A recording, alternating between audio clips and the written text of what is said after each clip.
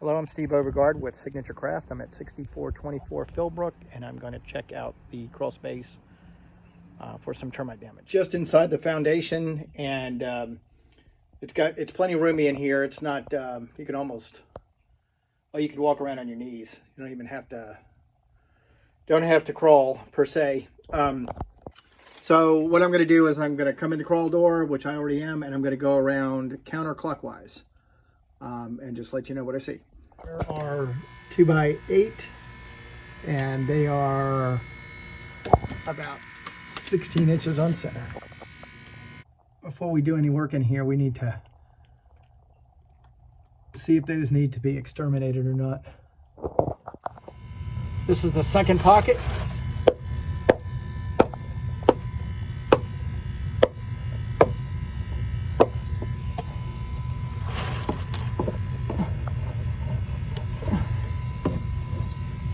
Just a tiny bit, not horrible.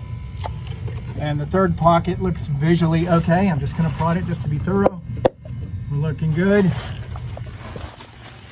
This is the fourth pocket. Don't really see any issues right here.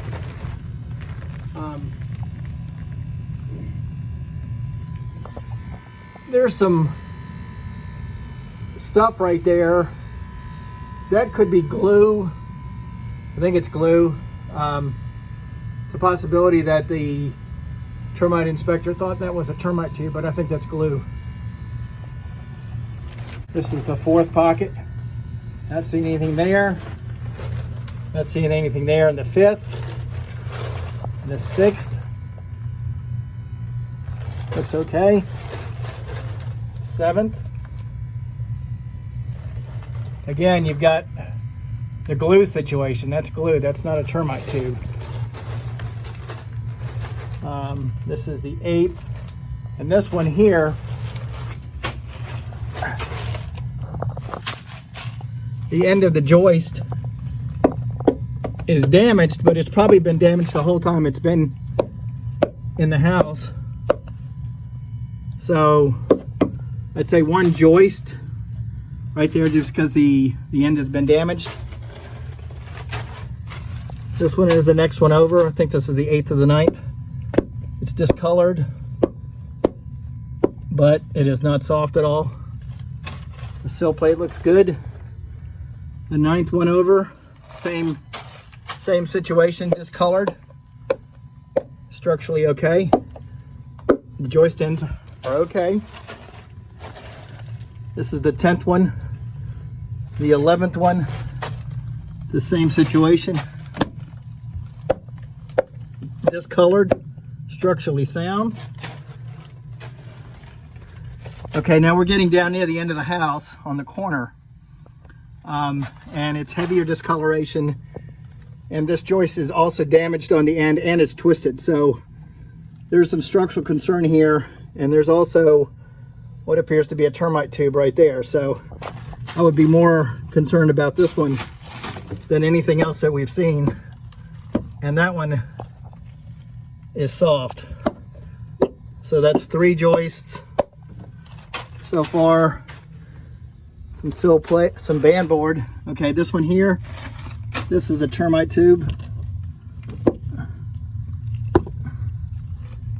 And the screwdriver, so the sill plate has been okay so far. The band board needs work. Okay, and now this is in the corner, and got more of the same situation here. Spiders. I can see the termite tubes on there, and I can see that it's discolored. I'm going to try to prod it. Hopefully I won't get. Okay. That one there too. Not as bad. All right, and then this is on the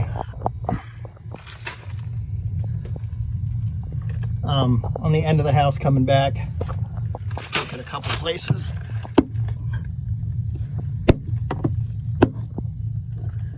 A little bit compromised, not horrible.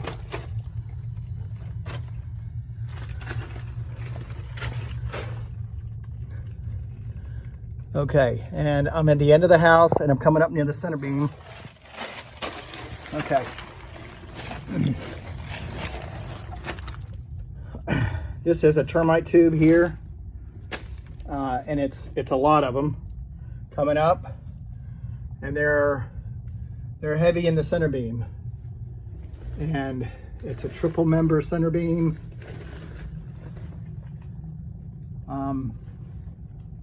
Wow.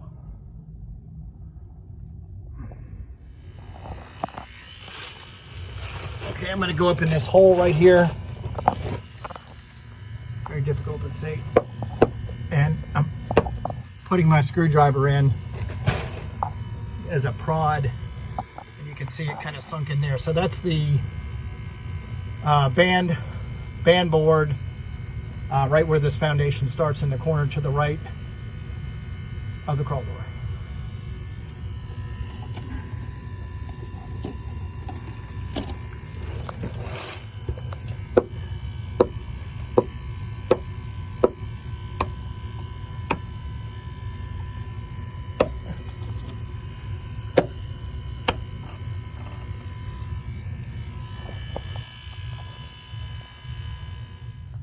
Okay, and this is the joist that is closest to the end wall. And you can see the termites are in this joist. And you can see the deterioration there. That joist is gone. There's just nothing left of that joist. It is slam eaten up. Okay.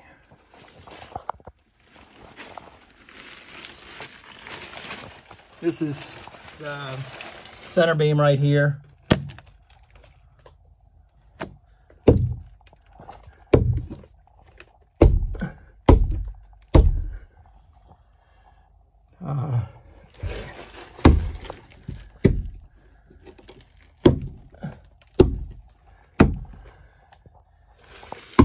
That joist, I think, is okay.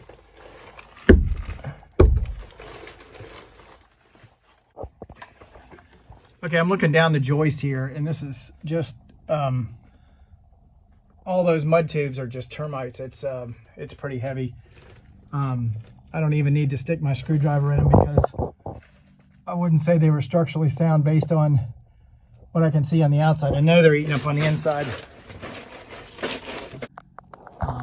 And just all kinds of termite tubes on that.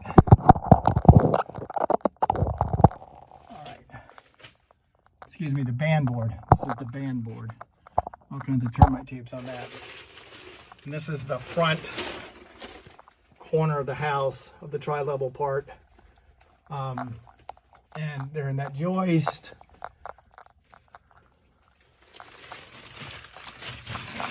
And they're just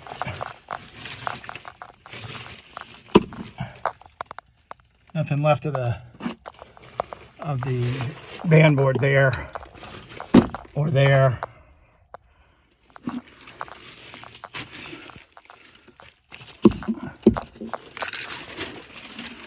So I'm going to say on this, probably the full end of the house, the band board, the sill plate looks okay, but you never really know until you can look at it. 1, 2, 3, 4, 5, 6 joists down here.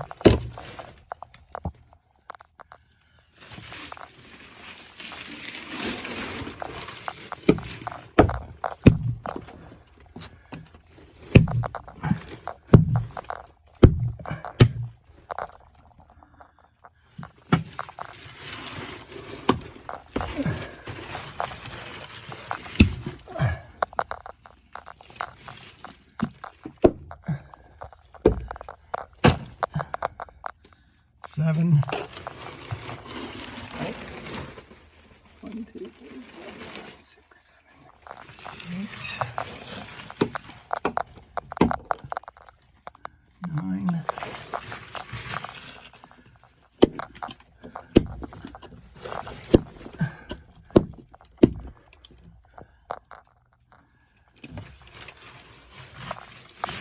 And I think we're started okay. Here. So,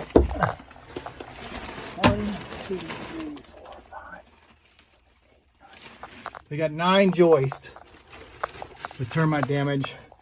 This one should have never been put in the beginning because that's a structural mess there. So let's say 10 on the front. This is rotten subfloor.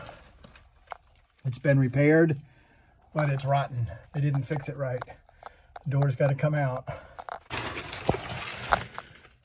And there's termites there. Okay. All right, so I'm going to say, instead of just piecing it in, oh, that's a great repair. That's lovely. That one is twisted and not repaired right. Okay. So we got 1, 2,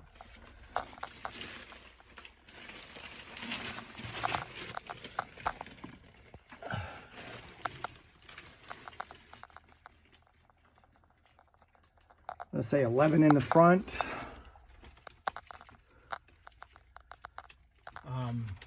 Sill plate, about 4 feet. The whole front of the house, fan board.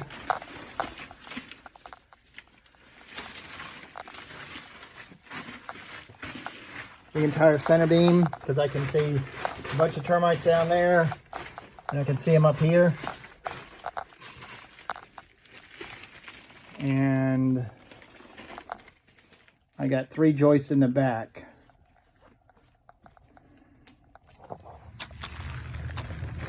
The center beam is 2 by 10 and it's triple. The band board all the way across the front and all the way across the side, and about 5 feet in the back of the band board, the entire center beam. Right, the center beam is about 22 feet long, 21 feet long, and there is no ventilation at all in this crawl space. None. That's the center beam right there. You can see that it was shimmed using block, brick, wood, and the wood's just crushed under the weight. You can see here where the wood is just hollowed out several places.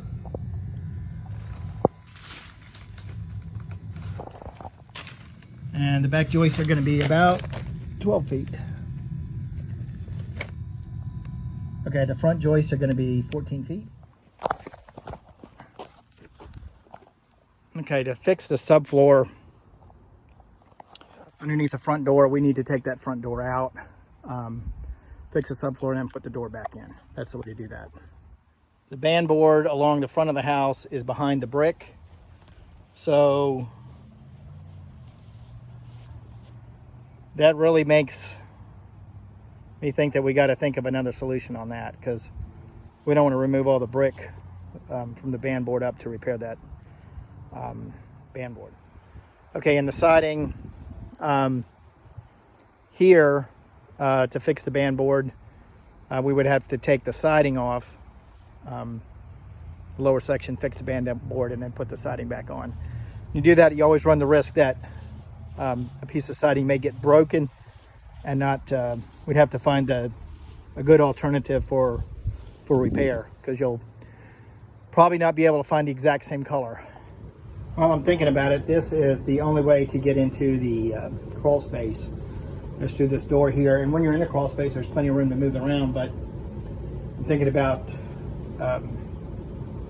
moving the lumber in. There's just no way that 22-foot lumber is going to go in this door. It's just not happening. So we're going to have to figure out something else on that. Okay, and then the band board here in the back, same thing. We'd have to take, in this case, have to take the gutter down and then take the siding off up a couple levels to get to the band board.